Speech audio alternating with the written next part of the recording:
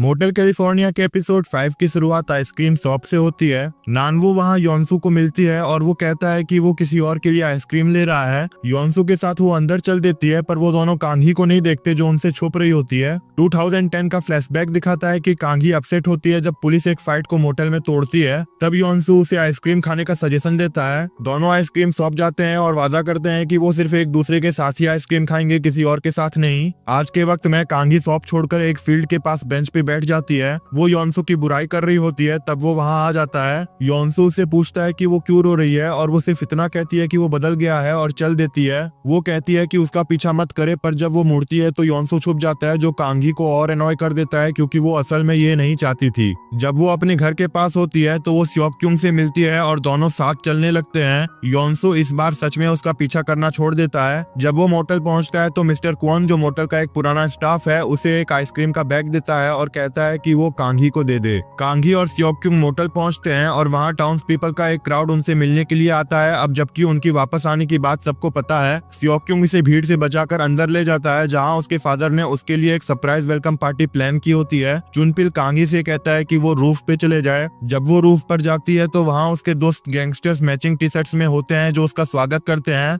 Bonfire के आसपास बैठते वक्त कांगी अपने बचपन की यादें याद करती है। फ्लैशबैक दिखाता है कि छोटी कांगी स्कूल में योनसू के लिए स्टैंड लेती थी जब उसका मजाक बनाया जाता था। हम देखते हैं कैसे गैंगस्टर्स एक दूसरे के करीब आए, स्पेशली एक बुली जैसे योनयुल के सामने। आज के वक्त में कांगी अपने दोस्तों से मिलती है। जब बात उस पर आती है तो वो अचानक बोलती है कि उसे निकलना होगा। आर्युम इंसिस्ट करती है कि योनसू उसे घर छोड़ दे। रास्ते में वो कहती है कि कांगी के पास स्योक्युंग है और वो नहीं चाहती कि योनसू और सफर करे। इस बीच कांगी स्योक्युंग के साथ वॉक करती है और एडमिट करती है कि उसे अपने दोस्तों के सामने अपने आप को लूजर जैसा महसूस होता है। वो कहती है कि होटल हाना उसका साबित करेगा कि उसने सियोल जाने का सही फैसला लिया। सुबह नानवू को एक वेटरिनरी इमरजेंसी के लिए कॉल आता है। कांगी उसे वैन को हैंडल करते देख नोटिस करती है और ड्राइव करने का ऑफर देती है। दोनों हानवू के फार्म जाते हैं, जहां नानवू डिस्ट्रेस्ड काऊ को देखकर डिसाइड करती है कि उन्हें काऊ के स्टोमक में ट्यूब इंसर्ट करनी होगी। हानवू के फादर को उस पर ट्रस्ट नहीं होता, पर नानवू अच्छा काम करती है। घर वापस आते वक्त कांगी एक बीफ फेस्टिवल के साइन को देखती है जो होटल हाना के कंस्ट्रक्शन को डिसरप्ट करेगा। वो स्योक्युंग से बात करती है और कहती है कि उनका कंक्रीट मिक्सर ट्रैफिक कंट्रोल की वजह से एरिया में एंटर नहीं कर पाएगा। योनसू ये सब सुन लेता है और फेस्टिवल कमेटी को कन्विंस करने के लिए फ्री होम सर्विसेज 1 महीने के लिए ऑफर करता है ताकि फेस्टिवल का स्टेज शिफ्ट हो जाए। फ्लैशबैक दिखाता है कि एक ड्रंक आदमी छोटी कांगी को कहता है कि उसका फादर सिर्फ उसके लिए इतनी बेकार जिंदगी जी रहा है। वो उसकी और उसकी माँ की बुराई करता है। बाद में छोटी कांगी उस आदमी को उसके वेयर हाउस के अंदर लॉक कर देती है। आज के वक्त में कांगी को उस आदमी से फेस्टिवल के लिए बात करनी होती है। जब आदमी उसे फोर्स करता है कि वो घुटनों पे बैठकर उससे माफी मांगे, तब योनसू बाहर आता है और उसे रोकता है। वो आदमी को याद दिलाता है कि उसने कांगी से पहले क्या कहा था। कांगी योनसू पर गुस्सा होती है कि वो उसके मामले में घुस रहा है। वो फाइनली एडमिट करती है कि ये एम्बैरेसिंग है कि वो उसके डार्क पास्ट के सारे पार्ट्स जानता है। वो वर्क साइट पर जाती है जहाँ स्योक्युंग कहता है कि उसने टाउन्स पीपल को नेसेसरी चेंजेस के लिए कन्विंस कर दिया है। वो कहता है कि उसने गैंगस्टर्स की मदद ली और हम देखते हैं कैसे हानवू, योनसू और स्योंगयुन पुलिस को मदद के लिए कन्विंस करते हैं।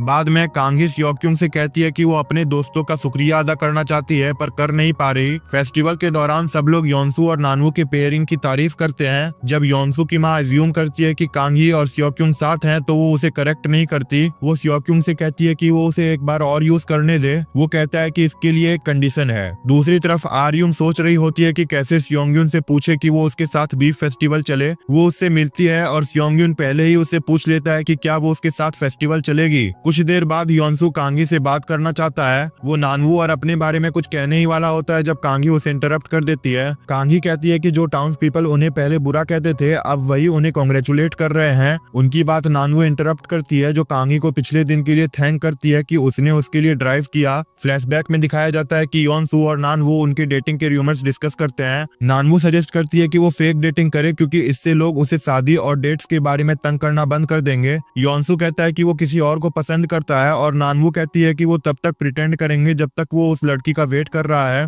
फेस्टिवल के दौरान केओस तब शुरू होता है जब सुंजा अपने हस्बैंड को किसी और औरत के साथ देखती है। ये कॉन्फ्लिक्ट एक फाइट में बदल जाता है और सुंजा का हस्बैंड उस पर अटैक करता है। चुनपिल इंटरवीन करता है और सबको शांत कर देता है। कांघी ये सब देखकर उदास हो जाती है। फ्लैशबैक में दिखाया जाता है कि कांघी की माँ बीमार थी और उसने चुनपिल को बुलाने के लिए कांघी से कहा था। अभी के टाइम में कांघी चुनपिल को एक्यूज करती है कि उसने हमेशा सुंजा को सबसे ज्यादा इंपॉर्टेंस दी। कांघी वापस मोटल जाती है जहाँ मिस्टर क्वान उसे वो आइसक्रीम देता है जो योंसू उसके लिए लाया था। उसे रियलाइज होता है कि वो योंसू था और वो उसे ढूंढने निकल पड़ती है। मोटल के अंदर वो योंसू के रूम में जाती है जिसका दरवाजा खुला होता है। वहाँ उसे योंसू की बिल्ली मिलती है और वो चुनपिल का दिया हुआ बड़ा टेडी बियर उसके रूम में देखकर हैरान होती है। वो बार बार योंसू को कॉल करने की कोशिश करती है और मोटल के बाहर उसे ढूंढने निकल जाती है। आखिर में वो उसे एक बेंच पर गिटार बजाते हुए पाती है। इस बार वो सीधा उसे पूछ लेती है कि क्या वो उसे पसंद करता है और क्यों वो उसकी मदद करता रहता है। योंसू रिप्लाई करता है कि यही एक चीज है जो वो कर सकता है। कांघी की असली इंटेंशन से अनजान वो कहता है कि वो नहीं चाहता कि उसकी वजह से कांघी पर कोई बोझ आए या वो उससे नाराज हो, इसलिए वो कहता है कि उसे थोड़ा टाइम दे ताकि वो अपनी फीलिंग्स को खत्म कर सके। इसी पर मोटल कैलिफोर्निया एपिसोड 5 का अंत होता है। एपिसोड 4 का एक्सप्लेनेशन देखने के लिए वीडियो के लेफ्ट साइड क्लिक करें। वीडियो पसंद आया हो तो लाइक करें, चैनल पर नए हो तो सब्सक्राइब करें। Thank you so much for watching.